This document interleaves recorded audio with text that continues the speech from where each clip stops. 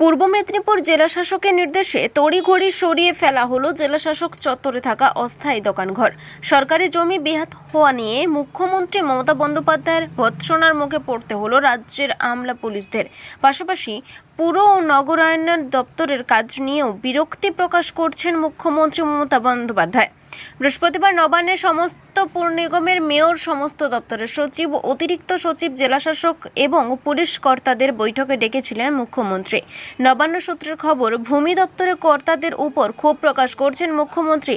প্রশ্ন তুলছেন, কিভাবে সরকারি জমি বেহাত হয়ে যাচ্ছে, পুলিশ কেন বিষয়টি দেখছে না, সেই প্রশ্ন বৈঠকে তোলা হয়েছে বলে খবর। গতকালের পর শুক্রবার পূর্ব মেদিনীপুর জেলায় দেখা হলে অন্য ছবি। সকাল হতেই দেখা যায় জেলা শাসক দপ্তরের আশেপাশে যে সমস্ত অস্থায়ী দোকান রয়েছে সমস্ত দোকান সরিয়ে নিচ্ছেন দোকানদারেরা। অস্থায়ী দোকানদারেরা জানান, তারা প্রায় 3.5 বছর ধরে এই জেলা শাসকের দপ্তরের পাশে অস্থায়ী দোকান করে জীবিকা নির্বাহ করছেন, কিন্তু জেলা শাসক নির্দেশ দিয়েছেন এই অস্থায়ী দোকান রাখা যাবে না। তাই দোকানদারেরা ঐক্যবদ্ধ হয়ে জেলা শাসকের সঙ্গে দেখা করবেন, এমনটাই জানান দোকানদারেরা। এই বিষয়ে অতিরিক্ত জেলাশাসক বলেন, দ্রুত দোকানঘর সরিয়ে না নিলে প্রশাসনিকভাবে ব্যবস্থা নেওয়া হবে। এখন দেখার বিষয় এই অস্থায়ী দোকান জেলা চত্বরে থাকে কিনা। সরকারি জায়গায় দীর্ঘদিন ধরে অস্থায়ীভাবে যারা ব্যবসা করছিল তাদেরকে একটা সরিয়ে দেওয়ার যে নির্দেশ, এবং দেখলাম সেটা সরেই যাচ্ছে, এই বিষয়ে কি বলবেন? না, এটা যেটা আপনারা বলছেন, ওই আমাদের নিমতৌড়ির যে অ্যাডমিনিস্ট্রেটিভ কমপ্লেক্স আছে, এখানে অনেকে মানে গত কিছুদিন ধরে ওই কিছু স্ট্রাকচার করে, বাসের স্ট্রাকচার করে এরা দোকান টোকান করে সরকারি জায়গার ওপর বসেছিল। এটা তো পুরোটাই অ্যাডমিনিস্ট্রেটিভ কমপ্লেক্স আছে, এখানে সব অফিস আছে, তো সুতরাং ওদেরকে আমরা রিকোয়েস্ট করেছি যে আপনারা এখান থেকে সরে যান। তো অ্যাকর্ডিংলি ওরা ওদের সমস্ত যা দোকানপাট আছে ওরা নিজেরাই নিজেদের থেকে সরিয়ে নিচ্ছে। আশেপাশে যে এলাকায় যেসব রয়েছে সেগুলোকে করছে না। হ্যাঁ, যদি কোনো জায়গায় আনঅথরাইজড এনক্রোচমেন্ট থাকে সেগুলোকে আমরা, যেগুলো আমাদের ডিউ প্রসেস অফ ল আছে, সেই ডিউ প্রসেস অফ লয়ে সেগুলো আমরা সরাবো। কোনটার কাছে গাছ এসে এমনি টেবিল পেতে বসি, প্রথম দিনই মাত্র 10 টাকা বিক্রি করছি, তারপর দিন আসছি আবার 10 টাকা, তারপরে হতে হতে এই তো নানা রকম। আমি এক বছর হলো আর দোকান চালাইনি, কেন এদের অনেক অন্য রকমই ব্যবহার, আমি চালাইনি। এখন কি হয়েছে? এখন এই যে ভাঙাভাঙি করছে, আমি গরিব লোক, আমি আর পাচ্ছি না, খাবো কথা। আপনারা জানিয়েছিলেন? আমরা ডিএমএ জানিয়েছিলাম, ডিএম থেকে বললো যে তোমাদেরকে ছাউনি করতে। আমার নাম জ্যোৎস্না বেরা। কি হলো? কি হলো বলতে, আমাদের দেখুন বুধবার দিন এসে প্রথমে বলে দিয়ে গেল যে 2 থেকে 3 দিনের মধ্যে তোমরা সমস্ত যে যা দোকানদার যা জিনিসপত্র তোমরা করেছো সব তুলে নিয়ে চলে যাও।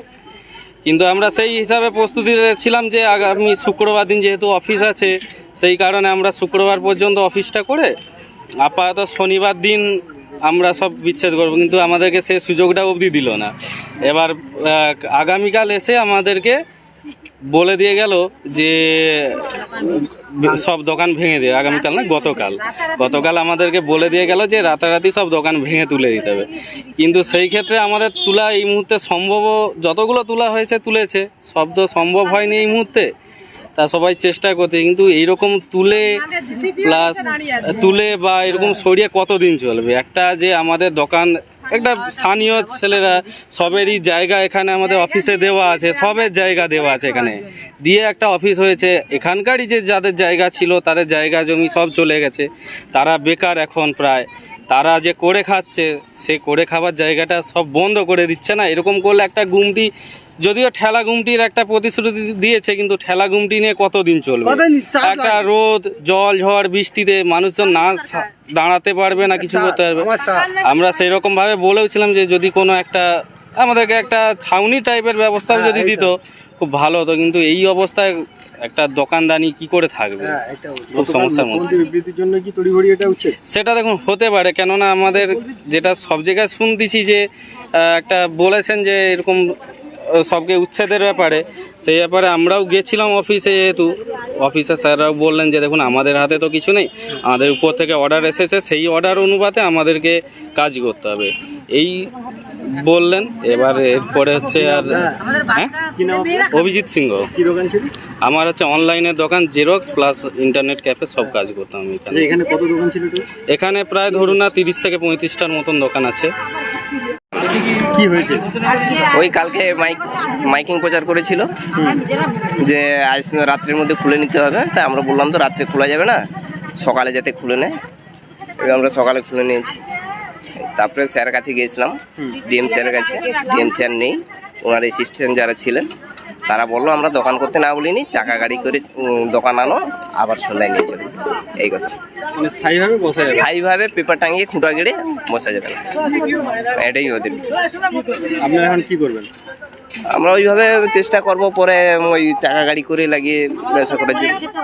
ঠিক আছে। কি নাম এটাই। আপনার? আমার নাম প্রশান্ত দিন্ডা, কি দোকান? মোমো দোকান। আমাদের ওই তো বসতাম, গরিব দুঃখী আমাদের কি করে খাবো, ওই জন্য ডিএমের আগের দিকে বসছিলাম। তা আমাদের ডিএমএ যেতে নি, আমাদেরকে বলছে ছাউনি করা যাবে নি, তোমরা রোজ এসো, রোজ চলে যাও। ওইটাকে আমাদের কি সম্ভব?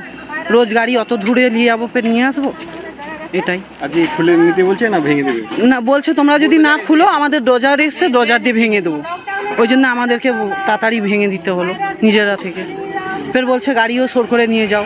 অত বড় বড় গাড়ি আমরা নিয়ে যেতে পারবো? এটাই। কি নাম আপনার? শেখ মুক্তার। কি দোকান? আমার খাওয়ার দোকান।